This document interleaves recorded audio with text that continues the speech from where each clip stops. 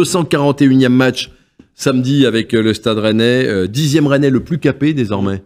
Donc il est rentré déjà dans l'histoire du club. Il s'approche de Monterrubio en nombre de passes. En passe D, 49 passes D, ouais, il est deuxième derrière Monterrubio. C'est un type, on espère qu'il va rester le plus longtemps possible, mais c'est un garçon qui sera un symbole du Stade Rennais et qui fera partie des... peut-être pas des légendes avec un L majuscule, mais pas loin quand même. Hein.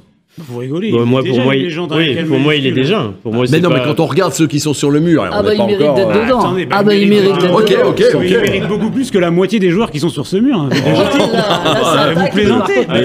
Il a remporté un titre. Il a joué 5 années de suite la Coupe d'Europe. Il est deuxième meilleur passeur de l'histoire du club. Et vous voulez quoi en plus? Non, mais moi j'aime bien. Je suis heureux. Mais quand on devient une légende. Mais vous vous souvenez, on en avait parlé à l'époque de son 200e match. À l'époque de son 200e match sous le maillot rennais, je me souviens, je vous avais dit sur ce plateau, j'étais même à cette place-là, je crois. Je vous avais dit. Déjà à la place que vous vouliez prendre, celle du chef. Je vous avais dit à l'époque, il fait déjà partie du top 5 des meilleurs joueurs de l'histoire du club, des joueurs les plus représentatifs de l'histoire du club. Et vous étiez pas loin de dire oui à l'époque. Mais oui, mais je dis oui aussi. Voilà, donc il y en a combien sur le mur? Il y en a 10. Bah voilà, il mérite plus que la moitié des jeunes mecs sur le mur. C'est pas celle de Laurent.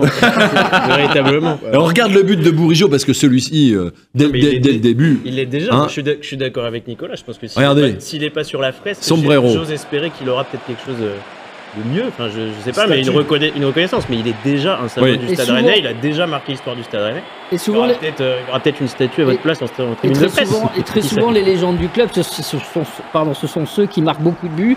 On pense à Pokou, Rodi Guerreiro, Fry, etc. Mais voilà, il n'y a pas que des buteurs, il y a aussi des joueurs comme ça qui sont décisifs, incontournables, et qui ont surtout un état d'esprit club, Stade Rennais, qui plaît à tout le monde. Clairement, parce que même quand il est moins bon en début de saison, il reste un moteur de cette équipe. Je pense qu'en plus dans le vestiaire, il est déterminant. Franchement, c'est un joueur, il est indispensable. Il est